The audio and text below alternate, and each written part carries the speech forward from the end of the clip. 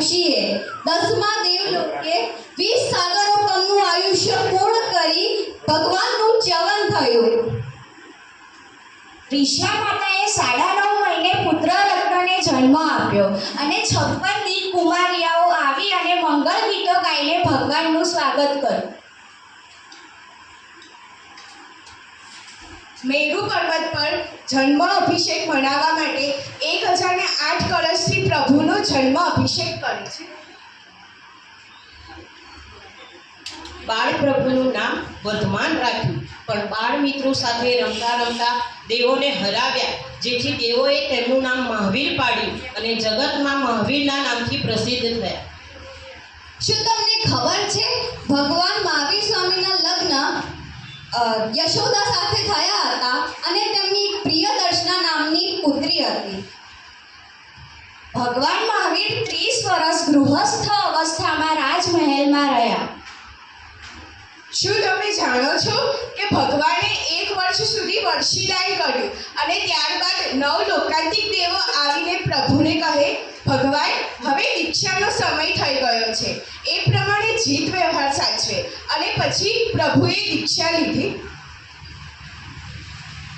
શું તમે જાણો છો ભગવાન મહાવીર સ્વામી ચંદન પ્રભા નામની સેવિકામાં બેસીને જ્ઞાનવત ખંડમાં આવીને સ્વયં વસ્ત્ર અલંકારનો ત્યાગ કરીને પંચમુષ્ટિ લોજ કરીને સ્વયં કરેલી ભંતેના પાઠનો ઉચ્ચાર કરી દીક્ષિત થયા.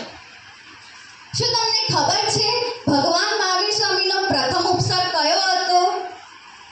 પ્રથમ ઉપસર્ગ એ હતો કે દીક્ષા લીધા પછી ગોવાળે તેમના કામમાં ખીલા ઠોક્યા. દીક્ષા લીધા પછી કઠપુતળીના વ્યંતરનો બીજો ઉપસર્ગ આવ્યો. ત્યારબાદ સંગમદેવના અનેક ઉપસર્ગો આવ્યા. લગાતાર 6 મહિના સુધી એક રાત્રિમાં 20 એવા અનેક ઉપસર્ગો પ્રભુને આવ્યા. શું તમે જાણો છો ચંડકોશિયા સર્પનો ઉપસર્ગ? ભગવાને સર્પ ચંડકોશિયાને ઉગાડી લીધો.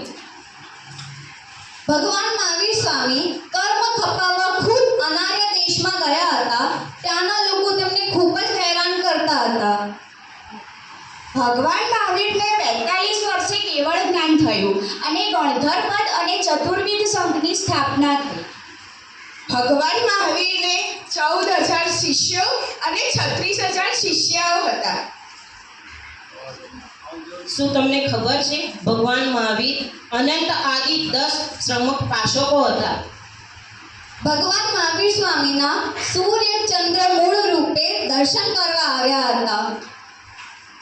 ભગવાને રાજગૃહની નગરીમાં 14 ચાતુર્માસ કર્યા. રોજની 7 જીવોની હિંસા કરનારો અર્જુન મારી તેનો ઉદ્ધાર કરાવી ભગવાને તેને મોક્ષમાં સ્થાન અપાવ્યું. શું તમને ખબર છે ભૂખા રોહિણિયા ચોરને અનિચ્છાએ ભગવાનની વાણી સાંભળી તોય કરી ગયો. શું તમે જાણો છો ભગવાન મહાવીર સ્વામીને કેવળ જ્ઞાન થયા પછી ગૌશાલકે તેમની ઉપર ભયંકર તેજોલેશા છોડી અને એને પ્રદક્ષિણા આપીને ફરી ગૌશાલકના શરીરમાં જ પ્રવેશી ગઈ.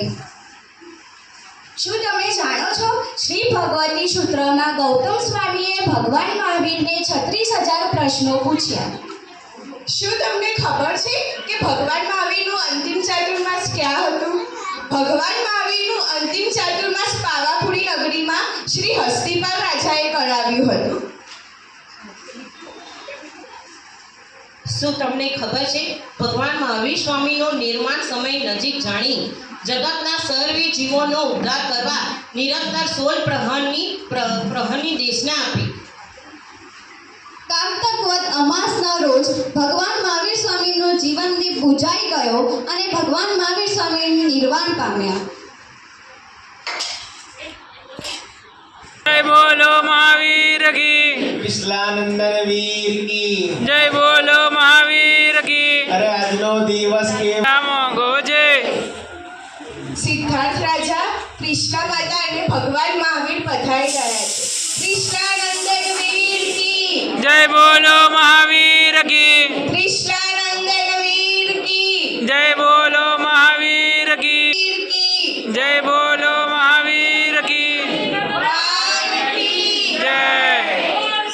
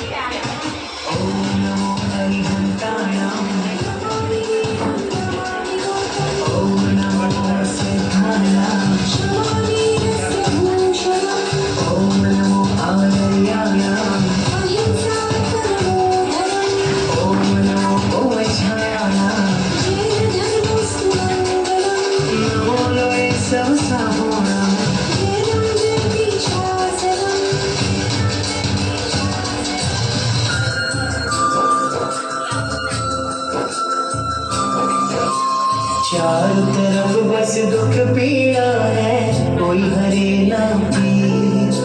चारों तरफ बस दुख पीड़ा है, कोई हरे ना पीर। सिसक रहा कोई तड़प रहा है, बहता जाएंगी।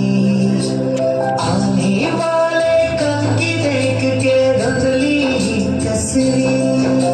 वर्तमान ये पूछे तुमसे, हो कहाँ महावीर? ये फिर से जन्म लो ना, गले से लगा लो ना। ये फिर से जन्म लो ना, गले से लगा लो ना।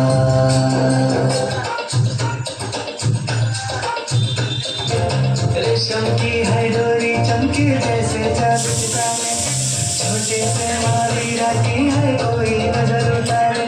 ऐसे पल्ला झूले वो जैसे कोई चांद को झूले। ऐसे पल्ला झूले वो जैसे कोई चांद को झूले।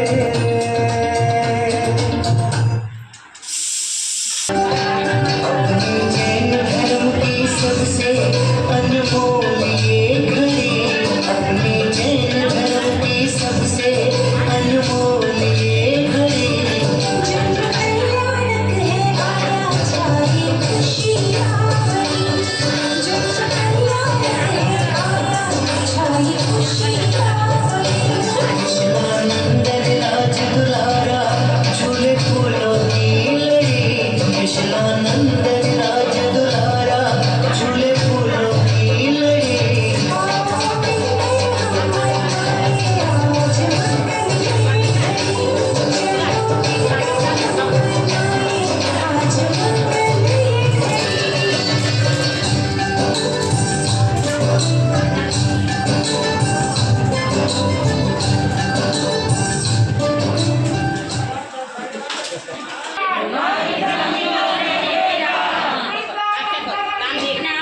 जय बोलो महावीर की।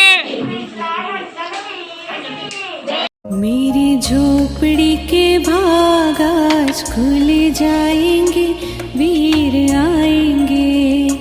मेरी झोपड़ी के भाग आज खुल जाएंगे, वीर आएंगे।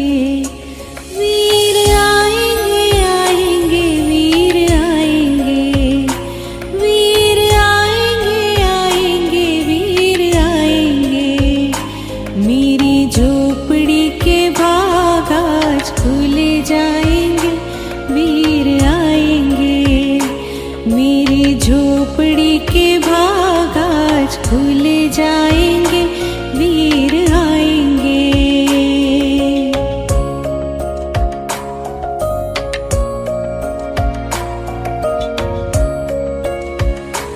वीर आएंगे तो अंगना सजाऊंगी, माणक मोती से प्रभु को मैं बधाऊंगी। वीर आएंगे तो अंगना सजाऊंगी, माणक मोती से प्रभु को मैं बधाऊंगी। मेरे जन्मों के सारे पाप मिट जाएंगे, वीर आएंगे। मेरी झोपड़ी के भाग आज खुल जाएंगे, वीर आएंगे।